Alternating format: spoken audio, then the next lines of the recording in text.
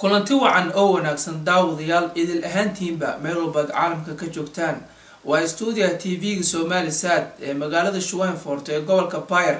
ee dalka Jarmalka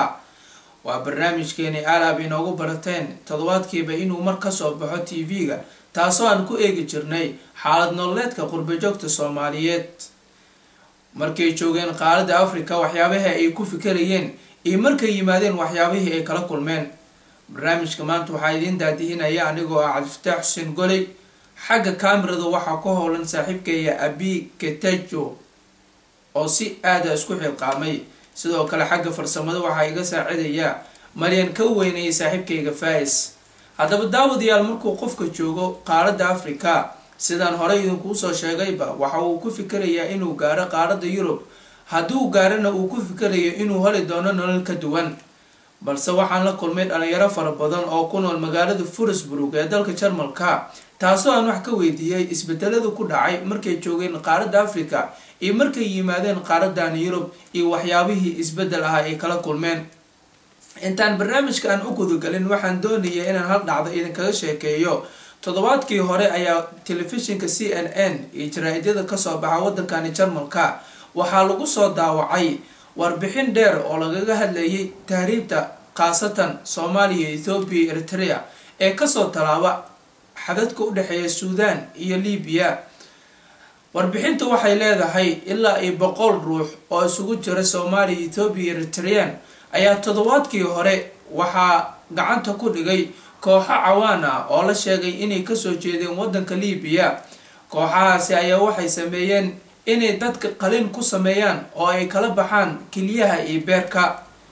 markay inta kala baxaan qofku ay isku talaan ay yiraahdaan soco qaarkood waxay ku geeriyoodeen halkaasi goobtii kiliyaha laga saarayay qaarna waxay soo gaareen iyagoo dhaawac ah waddanka Liibiya daawadayaal warbixintaas oo faahfaahsan wararkeena dambaan kusoo qaadan doona haddii Allah awood leh idmo balse waxaan doonayaa inaad ila daawataan warbixin yar oo ka waramaysa xaalad nololeedka Yurub iyo Afrika u dhaxeeya oo aan la soo yeeshay dhalinyaro Soomaaliyeed ee ku nool magaalada Würzburg daawasho wacan halkan waxaan salaamayaa ummadda muslimiinta meel kasta ay joogaanba anigoo magacaygu yahay Maryuun Maxamed Cabdi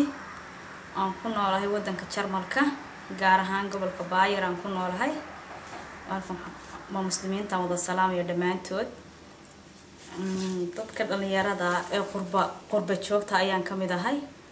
dhalinyarada qurbaha Afrika joogta dhalinyarada Afrika joogta ee ku hadraysa inay waddankoodii ka yimaadaan anigu waxaan jeclaan lahaa kii arday inuu waxbarashadiisa iska wato kii mustaqbalkiisa ka wadanayaan inuu mustaqbalkiisa wato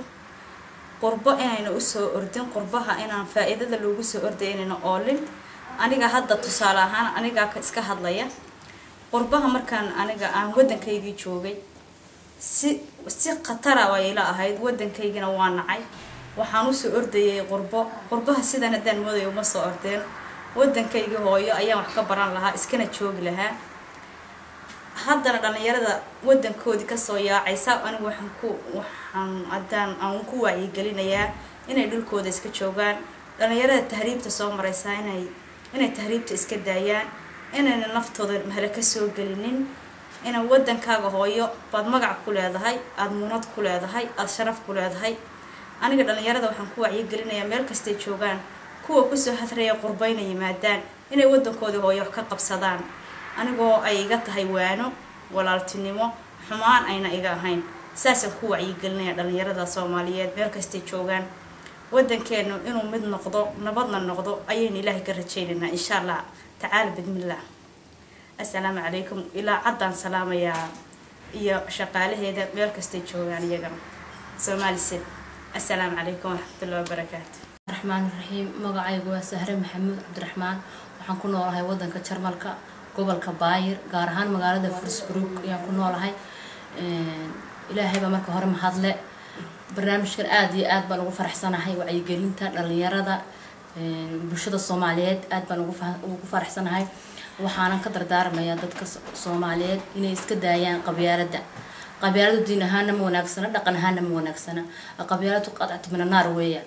qabyaalada ilaahay wuxuu usoo rogay in la isku garto bes laakiin ma aha sida Soomaalidu ay ugu dhaqanta ma aha qabyaaladu waxa loo qabiilku waa wax la isku garto bes weeyaan qabyaaladu ta halka ayna dhigtay maanta weeyaan wadankeena ku weynay qarannimadeena ku weynay hooyooyinkeena ku goobloomeen dadkeena ku baaba'ay tahriibta inoogu wacan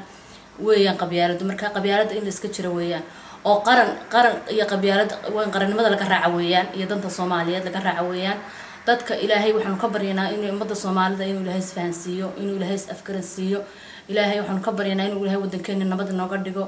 ilaahay waxaan ka baryaynaa inuu ilaahay Soomaalinimadii iyo qarannimadeena iyo sharafteena iyo magacii Soomaaliyeed ilaahay inuu noo soo celiyo iyaan ilaahay ka baryaynaa markaasi wadanka qurbahana dib iyo dheef buu leeyahay inkastoo ay dhibtiisu badan tahay sida dhalinyarada oo kale qofkii wax baranaya way u fiican tahay laakiin hooyooyinka ma fiicna dadka waa weyn ma wanaagsan waa wadan barafa waa wadan dalkeeni ahayn alqurba kubra bayradan carabtu yani qurbu waa qurbo weeyaan waa wadanadan dhalan weeyaan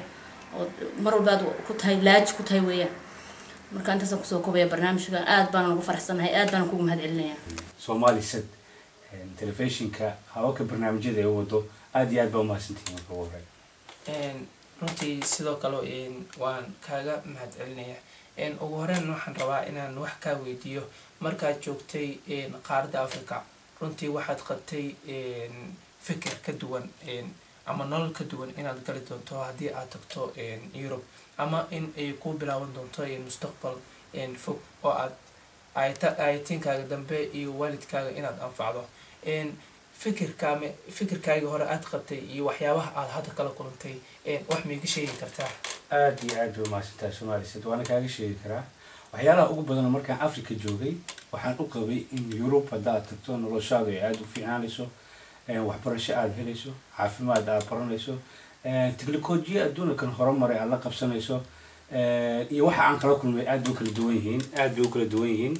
waxyaalaha badan oo aan kala kulmay waxa weeye dadku markay soo baxaan dhibaato badan baa la soo maraa saxara la soo maraa ama waxaan ka mid ahay dadkii saxara soo maray waxaa jira dhibaatooyin badan oo dumarka xaggeeda dhibaatooyin faragelina waxyaalo badan oo laga kulmay alxamdulillah rabbil caalamiin waxaan anu hadda ku noolahay gobolka Bayer gaar ahaan Ferrisbrook aan qaxooti ku hayla iminkaan waxaan siiyaan jawaab ka haysan aan ku noolahay sanadii 3 bilood dabcan awal waxaan ku noolaa Malta oo sanadii 3 bilood soo joogay Sweden waa soo joogay maadaama hadda qurbaha iyo haddaan ka hadlo Afrikada iyo Afrika iyo Europe haddaan hadda ka hadlo fikradii aan ka qabay iyo tan aan kala kulmay Europe aad u kala duwan tahay waxyaalaha dhibaatada aan ka maday aan ka arkay Afrika waxaa ka mid ah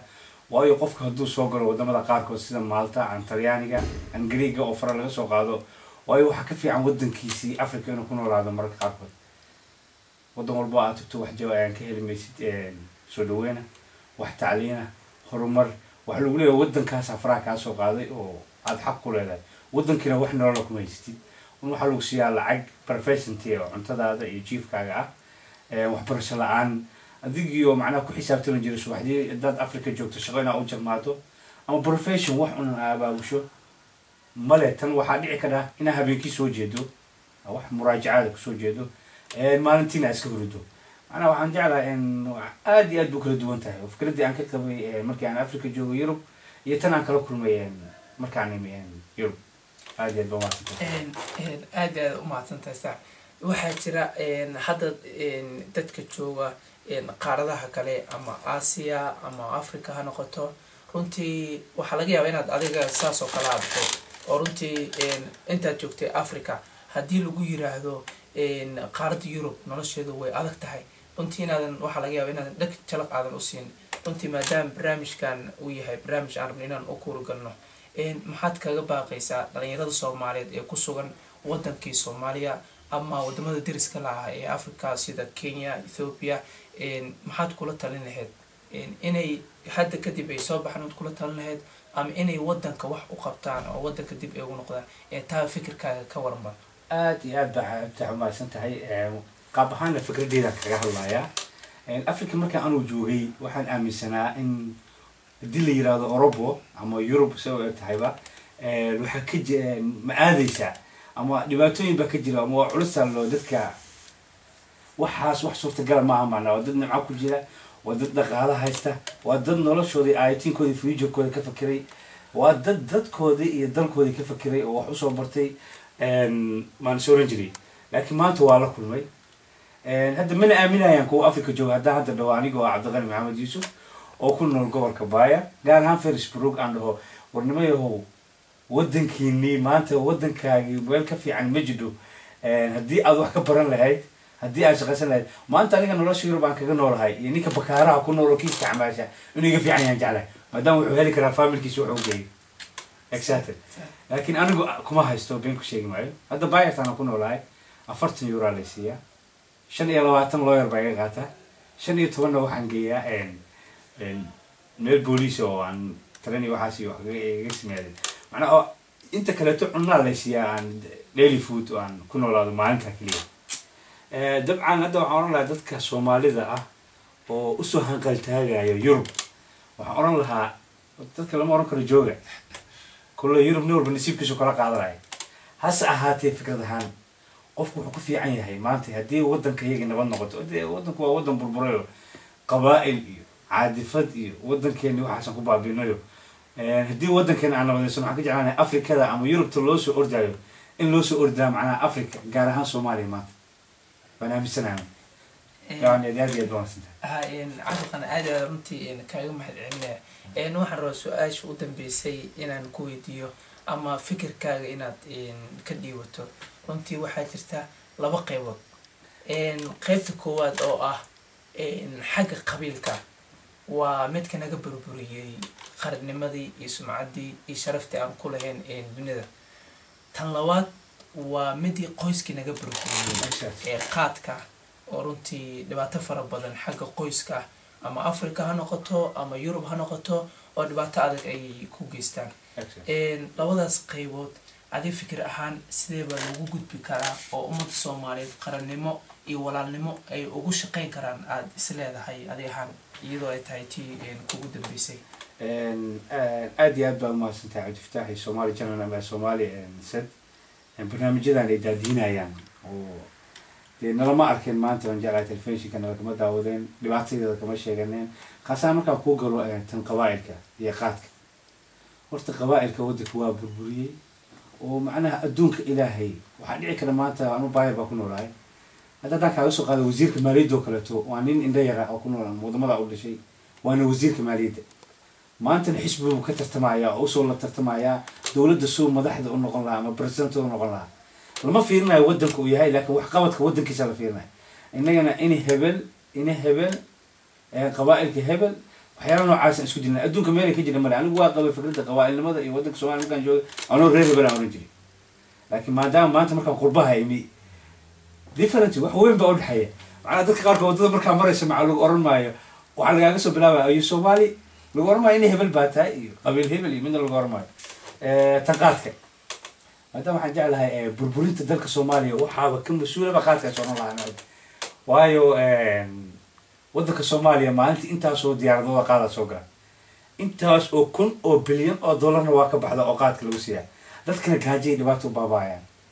فكرة هان أفضل بهال سنتي هدي إسكديو هال سنتي أنا نقول دقالين العكت نقالين هل شينك الصومالة أما هل كن أو شيلنا وطبعا فعلا أنت أصو كن أو بليون أو يقولين له مادام تاريخ بعدين كايوش وشكاية كده دانو فرصة دي دقيقون ويريا كذي فايدة صناعي وحاد برنامج كالجزيرة كشكين جدي وحلي قبل كداتفور هدي لبيروب معناها الدوك وحي كله الباع معناها قاجة معك يعني قال أنا دي للمسلمين تقولون قاجة معك يعني أيها برنامج عن كده وجزيرة كمدها مثلا هذا أنا هدان جوهري شلبي دوبي مركئي وبياش عن كفاية يسون بيرنا طبعا ما بهنين بعنا يوروب هذا ودن كنا معدنته يا دائما أنت يا بترول كوجرة أوجد ولا بد قال ما يا دولة الباسوف الجنوسة يا وحان آدي هو برارج لها لأن يرى الصومالية أسهان ذاتك إسلام كا إيو ودن كان كسر جد الصومالية وحن جعلنا لها إني قعنت إسكاب صلان إني قبائل عادي فد وحا قرمي أي كجدبان إلهي نوح نقول رجينا إن قلوبتي يسكسو جدي أدامنا صومالي واكل فوقاني إلهي وحن شيء قربان وحن كان لا يا ورينا دليرو يا نقول بعرف كيسو كقال لكن أنا فكرة هانتيري يا عاد افتح وحقرا لها وريك ودك يسوي كويس سيديدو كلا جوج جرو كويس ليو هذا دي قرريسو ودك هاو كله وعليكم السلام عليكم aad iyo aad u mahadsantahay cabdiqani runtii waxaa bartanka kaga jirnay barnaamijkeeni qurba joogta iyo barbaarta dhalinyarada oo barnaamij taxana ah oo aad kala socon doontaan tv-ga caalamiga ee Somalisat ciduu seegana uu booqan doono webka www.caalamka.net ama www.somalisat.tv barnaamijkana waxaan idin daadihinayaa anigoo ah Cabdi Fataax Xuseen Goli runtii aad u mahadsantahay بسم الله الرحمن الرحيم magacaygu waxa weeyaan raxmo xasan cilmi waxaan ka qayb galayaa barnaamijkan dhalinyarada lagu gelinayo waxaan u sheegayaa dhalinyarada Soomaaliyeed meel wali joogaanba inuu qurbuhu dhibaato badan yahay inuu maxaa ku dhaca marka aad dhalinyartu joogto wadanka qof yar iyo qof weyn ba la takoorayo basaska aan raaci karin si xun ay kula dhaqmayaan ay ku eegayaan wadankaaga aad ku qurux badnayd wadankani yahay wadan dhibaato badan oo barafkiis dhacayo caruurtaada dhashay laga qaadayo hadii ay leedahay ilmihii baa la wareysanay ilmiyaa lagu dilaa miyaa lagu yeelaa oo caruurtaada sabab la'aan laga qaadayo marka dhibaatada Yurub way adagto way badantay waxaan jeclaan lahaa in wadankiina ku nagaataan oo dhisataan oo maxaa ku dhaw qalbiyad cilisaan oo qurbaha iska ilowdaan annagana dhibta nagu haysata Ilaahay baa xisaabi kara markaan xusuusanaa wadankayga wanaagii aan ku joognay imkana waxaan ku soo koobayaa anaan marka sii badinaynin waxa ku dhaahdaa qurbaha dhibaatadiisu saasay u badan tahay talabaadna waxaan ummadda Soomaaliyeed u sheegayaa in qabyaaladu xun tahay meel wala joogno aan qabyaalada iska dayno oo dabeecadda xun qabyaalada faraha ka qaadno oo aynu qarannimadeena iyo Soomaalinimadeena adkayno dhisano بسم الله الرحمن الرحيم داود الولي waxaan bartan kaga jirnaa barnaamijkeeni barbaarta dhalinyarada iyo qurba joogta Soomaaliyeed taasoo aan u kurgaleynay xaaladda qurba joogta Soomaaliyeed markay joogeen qaaradda Afrika iyo markay yimaadeen qaaradda Yurub waxa isbedelka ku yimaaday iyo fikirkii ka qabeen markay joogeen qaaradda Afrika iyo waxay kala kulmeen qaaradda Yurub barnaamijka hadda waxa igala qayb qaadanaya wiil lagu magacaabo Maxamed Cabdiqaadir Warsame oo kamid ah dhalinyarada Soomaaliyeed ee ku nool gobolka Bayer ee dalkani Jarmalka oo asiga aaminsan fikir ka duwan fikradii dhalinyaradii hore oo aan wax ka weydiiyay waxyaabaha positive-ka ama qofka uu ka faa'iidi karo markuu yimaado qaaradan Yurub iyo waxyaabaha way aragnimada oo qofka uu ka dhaxlayo markuu yimaado qaaradan Yurub iyadoo dhalinyarada Soomaaliyeed markay naftooda ku soo biimeynayaan saxaraha ama tahriib dheer ay u soo galayaan ee raadinayaan nolol ka duwan ti ay ku sugnaayeen markay joogeen qaaradda Afrika ama wadankii hooyo taasoo ay raadinayaan mid ka duwan inay la kulmi doonaan Cabdiqaadir Maxamed Cabdiqaadir Igaran Warsame waan kugu soo dhaweynaya ugu horeen barnaamijka soo dhaw walaal assalaamantiin adiga iyo dhammaan bahda saxaafadda Soomaaliyeed hadday noqoto Somali Satellite oo hadda walaalkeen uu ka socdo iyo dhammaan dhalinyarada Soomaaliyeed ee ku hawlan bahda saxaafadda soo dhaw runtii aad iyo aad ayaad u mahadsan tahay Maxamed runtii waxaan rabaa inaan wax ka weydiiyo xaaladda qurba joogta Soomaaliyeed khaasatan midda dhalinyarada runtii qofku markuu joogo qaaradda Afrika wuxuu aaminsan yahay fikir ka duwan markuu yimaado xaaladdan qaaradda Yurubna uu kala kulmayo fikirkii uu qabay mooyaane fikir kale oo ka duwan runtii waxaan doonayaa inaan ka wareysto waxyaabaha faa'iidada u ah dhalinyarada Soomaaliyeed ee soo tahriibta ama kuwa kale yimaada qurbaha waxyaabaha ay ka faa'iidi karaan ama waxyaabaha ay ka faa'iidi doonaan haddii yimaadaan qaaraddan Yurub maxay yihiin aad isdhihi kartaa horta wax badan oo dhalinyarada Soomaaliyeed ama dadka Soomaaliyeed ee qurbaha yimi fikrado badan oo niyadooda ama maskaxdooda ku jiray oo islahaayeen qurbaha ama ha noqoto Yurub ama ha noqoto qurbaha kale ay tagayaan waad kala kulmi doontaan wax ka duwan bay arkayaan waayo xaalado badan oo kala duwan baa dhulkan yaalla oo aad u kala duwan oo aysan khibrad iyo waayo-aragnimo u lahayn hase ahaatee anigu shakhsiyan waxaan aaminsanahay qofka Soomaaliga ee maanta khaasatan wadankan Yurub yimi inuu waxyaalo badan oo faa'iido u ah hadduu isagu dhanka wanaagsan u isticmaalo uu helayo kow waxaa ka ah waayo aragnimo uu ka helayo dhanka hadday tahay dhaqanka hadday tahay khibradda hadday tahay shaqada hadday tahay dhan kasta oo shakhsiyadiisa xataa hadday tahay iyo qaabka uu isu bedelayo waxyaalo fara badan oo wuxuu baa jira uu ka faa'iideysan karo haddii uu sida wanaagsan u isticmaalo sidaad ka dhawaajisay qaybta dhaqanka yani inuu ka faa'iidi doono taa maxaa ula jeedaa sidee ayuu qofka dhaqanka ugu faa'iideysan karaa waayo aragtinimada horta waxaa ugu horeysa qofku inuu barto inuu dhibaatada ku samro. For example, waddan kasoo tagto ama qariib aad ku tahay markaad waddankaaga hooyo ka timaado waxaad la kulmaysaa dhibaatooyin fara badan. qofku markuu waddankiisii joogay wax badan muusan arki jirin, wax badan oo dhibo ama ka hor yimaado ama caqabad ku ad muusan arki jirin, laakiin dhulkan markuu yimaado wuxuu baranayaa sida loola dhiilgarayo dhibaatada, wuxuu baranayaa dhib kasta sida looga gudbo. waana faa'iidada koowaad ee maanta Yurub laga faa'iiday, inaad barato sida dhibaatooyinka looga gudbo oo shakhsiyadaadu ay dhisanto. tan dhaqanka haddaan usoo laabto, markaan ka hadlo qofka sida wanaagsan u isticmaalay meel kastana, ama Soomaaliya joog ama Afrika joog ama Yurub joogo, si wanaagsan waxaad u isticmaali kartaa, si xun waad u isticmaali kartaa. laakiin dadka sida wanaagsan ee diinteena ama dhaqankeena wanaagsan yahay uga faa'iidaystay haddaan ka hadlo, dhaqanka waxyaalo badan oo faa'iida baa laga helay. waxaa ka mid ah horta dhalinyaradii Soomaaliyeed ee gacanta taagaysay, ee diriraysay, ee qofka marka laba kalmadood caydo iyo dagaal ka soo horeeyeen inay isbedeshay oo qofkii uu noqday qof human being oo degan, haddii la caayo xataa mararka qaar dul qaadanaya, dagaalkii faraha badnaa iyo inuu xataa barto qofku inuu u hoggaansanaado sharciga meesha ka jira. markii qof Soomaali haddaad tiraahdo war Soomaali baynu sharcigeenu leenahay ogaad inuu ku caayo ama wax oo uusan la yaabo, laakiin waxaynu si real u baranay markaan qurbaha nimi inuu qofkii u hoggaansanaado kale waa sharci ee raac. ta bulshada oo kale waxyaalaha dhaqanka iska bedelay waxaa ka mid ah, for example, ragga Soomaaliyeed oo kale waxay markasta marka arrimaha qoyska oo kale hadda aan soo laabto, waxaynu ahayn dad oo qoyska ka madax, mana aha mid dhaqankeena ku fiican oo qoyska ay halkan ka istaagto ma aha oo aad isu madaxayso ama qofta dumarka ama carruurtaada, laakiin qoyskaaga waxaa la rabaa si diinteenu tiri aynu qurbahana ku baranay. oo waxaa ka mid ah, for example, inuu qofkii qoyskiisa u noqdo qofka u hooseeyo ka noqdo, heerkaaga u adeegtid, ilmahaagii oo farfadhiya adigu cuntadii u samaysid iyo naagtaadii ay dareemaan inay waalid leeyihiin jecel oo magaranaysaa aan halkan intuu fadhiisto laga baqaya aabba la ciyaaraya oo u qoslaya oo ama qof dumarka ahaa markay dhibaatooto ama markay wax badan dhinac taagan oo aan is-abaturinayn oo aan is-dareensiinayn inuu magaranaysaa waxyaalo badan oo runtii faa'iido baa anu arkay oo magaranaysaa waa mahadsantahay Maxamed. markaan kasoo tagnaa xagga dhaqanka, dhalinyarada qaar waxaa laga yaabaa inaysan ka faa'iidaysan fursadaha yararka ee laga helo qaaradan Yurub. runtii qurbo runtii waa yani qurbo weeye micnaheeda, taasoo ah adigoo dalkaaga ahayn oo aad dareen aad ku joogayso, oo runtii faa'iidana wuu leeyahay, khasaarana wuu leeyahay. runtii ma doonayn inaan dhinaca kaliya aan isha aan ku hayno. runtii waxaa jira dhalinyaro badan oo ka faa'iidaystay mustaqbalkoodii dhistay, oo runtii noqday ciyaaryahano qaar ka ciyaara qaaradan Yurub, qaarkood injineero noqday. Maxamed, waxaan rabaa inaan hal mid aan ku weydiiyo. runtii waddankani Jarmalka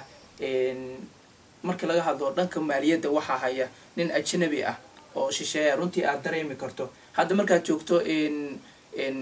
dalkani Jarmalka, qofka markaad weydiiso yaad u dhalata haddaad tiraahdo, kaliya wuxuu ku weydiinayaa inuu yahay nin Jarmal ah. haddii u badato kaliya wuxuu kugu sii celinayaa magaaladuu u dhashay, magaaladuu ka yimid. laakiin anaga waxaa inagu dhacay, saameyn weyn inagu yeeshay, qarankeena inaga burburiyey, sharaftii iyo sumcaddii iyo karaamadii aan caalamka aan ku lehenay waa ereyga qabyaaladda. oo runtii qabyaaladdu waxay dumiso mooye wax ma dhisto.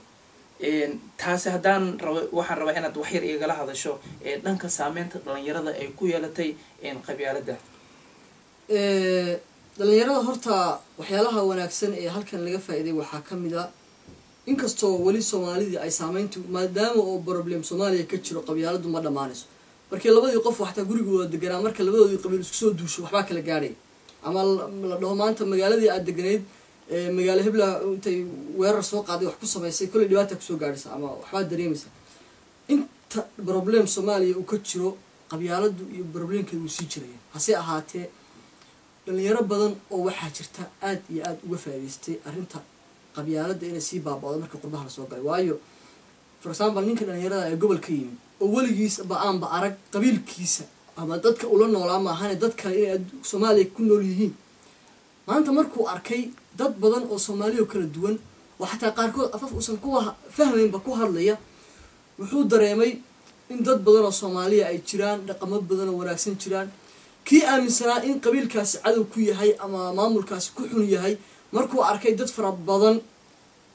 oo ama maamulkii kasoo jeeda ama qabiilkii uu isaga markaa loo sheegi jiray inay ku xun yihiin ila isagu gobol buu ku ekaaye uu arkay dad wanaagsan iyo dad xunba inay leeyihiin waxaa la fahmay inaysan wax qabyaalad la dhaho la isticmaalaa aysanba banaaneen ama ayba arkeenba dad yow hore maray oo aanba isticmaalayn qabyaalad sida friendiskoo kale isticmaalaya saaxiibka waxa la yidhaahdo waxyaalo badan baa la faa'iidaystay oo xagga qabyaaladda hadda waxaa moodaa qofku marka kow uu Yurub soo galo inuu kacsan yahay oo uu raadsanayo qofkii magaranaysa uu yaqaanay ama telefoon dirdirayo ama marka uu cusub yahay laakiin markuu sanad 2 sano 3 sano joogo wuxuu dareemayaa inuu asxaab inuu yeesho oo hebel saaxiib baan nahay hebel halkaan isku baranay hebel kan wada joognay xogaa socialize badan baa yimi oo dhanka horumar baan ka dareemaya dhankaas aan Soomaalida dhalinyarada runtii aad iyo aad ay u mahadsan tahay maxamed cabdiqaadir waqtiga qaaliga idinoo hortay daawadayaal weli waxaan bartanka kaga jirnay barnaamijkeedii qurba joogta Soomaaliyeed oo aan kaga hadlaynay xaalad nololeedkii waxyaabaha laga faa'iiday iyo waxyaabaha lagala kulmay runtii waxaa jira dhalinyaro badan oo runtii markaad la sheekaysato ama aniga haddana inaan iska soo qaado markaad la sheekaysato dadka ajnabiga ah oo maanta gaal ha noqdo ama muslim ha noqdo waxaa jira dhowr su'aalood uu ku weydiinaya taasoo ah waxaa tihiin dad isku dhaqan ah oo waxaa tihiin dad isku diin ah oo waxaa tihiin dad isku af ah oo waxaa tihiin dad isku jinsi ah maxaad isku dilaysaan oo maxaad isku fahmi lahaydeen runtii waa dareemi kartaan qof walbana wuu dareemi karaa su-aashaasi jawaab inuusan ka bixin kareenin uu wax maanta uu ku jawaab celi karana uusan heli karin waxaan rajaynaynaa dhalinyarada Soomaaliyeed inay noqdaan kuwa isku xiran ka shaqeeya midnimada ummadda Soomaaliyeed ee qarnimadii iyo sharaftii dunida aan ku leeyahay aan dib aan u soo celino TV-gan waxaan rajaynaynaa Somalisad oo runtii ku howlan barnaamijyo lagu baraarujinayo qurba joogta Soomaaliyeed iyo dhalinyaradaba inuu noqdo kii mideen lahaa ummadda Soomaaliyeed meel walba ay joogaan cabdiqaadir maxamed cabdiqaadir aad u mahadsantahay daawadayaal sidaad wada aragteen dhalinyaradoo dhan waxay ka warameen dhibaatooyinka ay kala kulmeen qaaradan Yurub balse waxaa jira dhalinyaro fara badan oo aan maanta ku faani kareyno kuwaasoo ah ciyaartooy ka ciyaarta horyaalada qaaradan Yurub qaarkoodna ka shaqeeya saxaafadda ee ka howlgasha wadamadan Yurub iyo Carabtaba haddaba barnaamijkan intaan soo gunaanudin waxaan doonayaa inaan warbixin yar kaga hadlo hooyooyinka Soomaaliyeed ee ku nool qurba joogta waxay ka mid yihiin dadka sida aadka dhibaatada u saameysay taasoo ay ugu adag tahay xagga caruurta waxaa jirtay dhacyooyin far badan oo sidaad wada ogtihiin oo aalaab aad wada maqasheen in hooyo caruur dhashay laga kaxaystay taasina waxaa dareemi kara oo kaliya hooyadii maanta caruur dhashay ubadkaagii maanta aadan ku canaanin kareenin tarbiyada islaamka iyo diinteena suuban oo markuu iskuulka tagan la weydiinayo maxaad soo dhigatay maxaad soo baratay maxay cid kugu sameeyaan oo taasi lagu doonayay kaliya in caruurtaada lagala wareego taasina waa dhibaatada aadka u adag hooyooyinka Soomaaliyeed waxaan Ilaahay ugu baryayaa inuu dhibaatada ka dulqaado wadankeena hooyana uu Ilaahay dawlad caadil ahna siiyo oo anagna dib aan ugu wada noqono biidnillaahi alkariim inta kadib daawadayaal waxaa jirta laba saameyn oo aad u weyn taasoo ku yeelatay dhammaan bulshada Soomaaliyeed taasoo markay joogeen gudaha wadanka Soomaaliya saameyn ku yeelatay balse markay yimaadeen qurbaha ay noqotay kaba sii daran oo dibi dhal labadaas qaybood waa qabyaalada iyo qaadka oo ilaa hadda aan ka harin bulshada Soomaaliyeed meel walba joogaan qabyaalada waanu ognahay waxay naga burburisay qarnimadii iyo sharaftii iyo sumcaddii aan ku lahayn dunida oo waatan maanta qaxooti inaga dhigtay oo qoloqolani inoo kala qaybisay dhanka qaadkana waa midkii qoyskii inaga burburiyey maantana ilaa iyo hadda ay taagan tahay qoys burburkii uu saameyntu weyn ku yeeshay qurba joogta Soomaaliyeed balse labada qaybood waxaan idinkaga digayaa inaad ka fogaataan oo aad ka shaqeysaan qarannimada iyo walaal jecelnimada Soomaaliyeed waa inaad ka faa'iidaystaan nimcooyinka uu Ilaahay subxaanahu wa ta'aala idin siiyay dad isku af ah isku jinsi ah isku luqad ah oo aan maanta qofkeena qofka kale loo kala tarjumeynin taasina waxay ka mid tahay nimcooyinka uu Ilaahayna siiyay oo loo baahan yahay inaan ku shukrino runtii waxaa jira dhowr su'aalood oo hadday ku weydiiyaan dadka ajaanibta ah oo aadan jawaab u haynin taasoo ay ku weydiinayaan oo waxaa tihiin dad isku diin ah oo haysta waliba diintii islaamka